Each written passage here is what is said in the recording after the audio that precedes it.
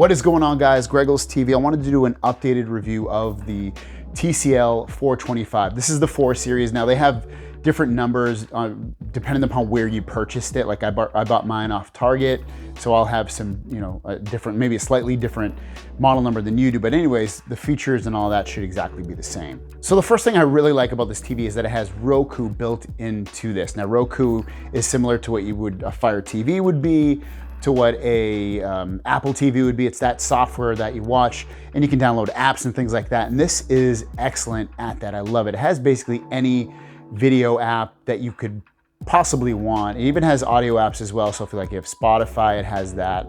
And it just has everything that I personally need. And it just makes using the TV easy. And I don't have to, if I don't want, I don't have to hook up a box, even though I still can.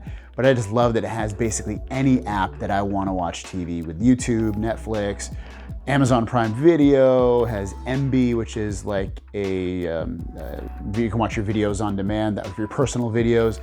PlayStation View, which is live TV services, so it has all those live TV services as well. It just has a ton of stuff for apps and things like that you can watch. So it's awesome. That's one of my favorite things about this, not having to plug in a box, and it has Roku just built right into it.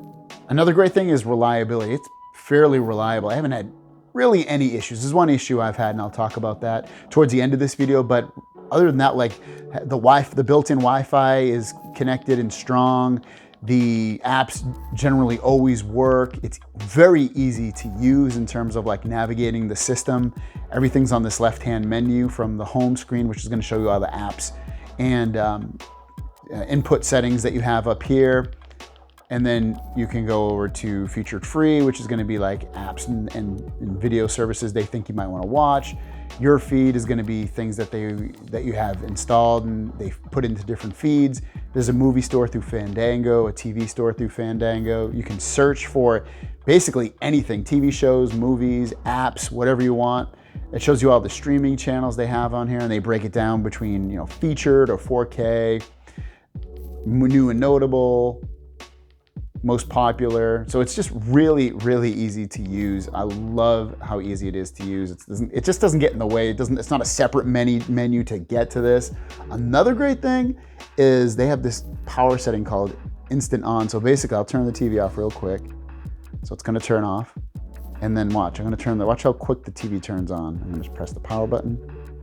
Already on, and it's like that all the time. It does use a little bit of your power, but one of the most annoying things is waiting for your TV to turn on. This turns on in like a second. I love that feature. Another thing I love is the app itself. So if you download the Roku app, first of all, it's super easy to set up. You basically just open it up and start using it. But it's cool because you can connect a pair of headphones to your phone and you can listen to the audio that way through the app to your phone. And then also just using it and controlling your TV with the app. You can turn your TV on and off with it. You can control the apps. You can do anything with it. I love it. They did a great job with the app. Now, a hit or miss thing for me is the remote. Now, the remote works great in terms of, it's easy to use. I like the volume buttons on the side and how to mute it as well. It's just an easy to use remote. But the thing is that this 4 series, you have to be in line of sight. So if I point it over here, I'm pointing it over to the right, it doesn't work. I literally have to point it at the TV. It doesn't have RF built into it or Bluetooth, this remote anyway. So keep that in mind. If you do get the 4 series, you're gonna end up with a remote that you have to point at the TV. Maybe that's not a big deal to you. It is kind of to me.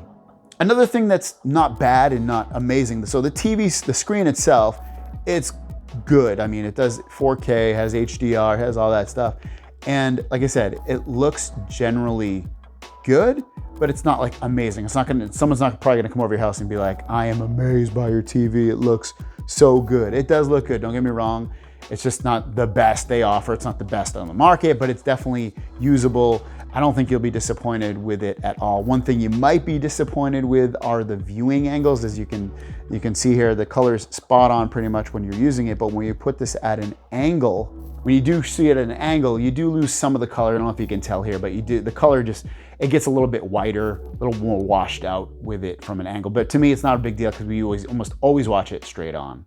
Another weird thing that kind of happens sometimes, and probably about, I don't know, half the time, or it's just random, but like I'll be watching something and I'll literally have the volume. TV Daily. Let's get into the tech news. Sometimes I'll have it at 50 or something, and it does not sound as loud as it did right there at 30. It's a weird bug. If you Google it, a lot of these Roku TVs tend to have it. I don't know why, but it's something that pops up where you just be watching something and you'll switch to another another video program, and for some reason the volume just won't match with what you have it set at. Like I said, I have it at 33 there. It sounds perfectly loud at this point, but sometimes, I don't know, sometimes you put it at 50 or 60 and it just, or whatever, 40 or 30, it just doesn't sound like what it should sound like. And I don't know, you just have to like not restart the TV, but you have to like go into another app sometimes for it to work. It's just kind of a weird bug. As for gaming, it looks good. I don't have any issues with gaming on this. I'll just jump into a game I was playing,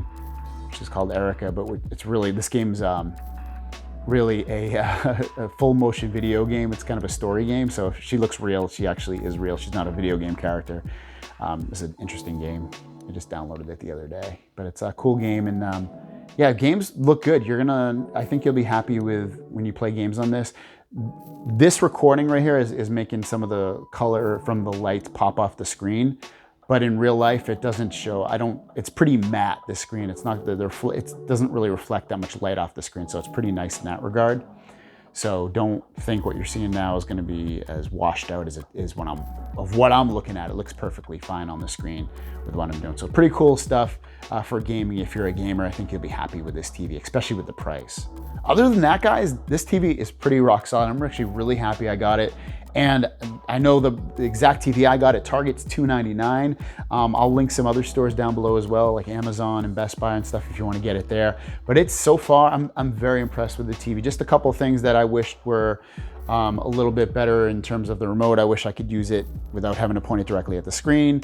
The viewing angles obviously could be better. The overall quality of the screen obviously could be better, but it's definitely good. It's solid. I'm happy with that. It's bright. I've had really no issues with it. The volume obviously sometimes has that weird issue, but just jump into another app and it should fix itself. It has a great library of apps on here that you can use with it without having to connect like a Fire TV or a Roku box itself or Android TV or anything like that. So I'm happy with it so far. So if you want to pick it up, it's linked down below. If you have this TV, let us know what you think of it as well. Thanks for watching. See you down the road. Peace.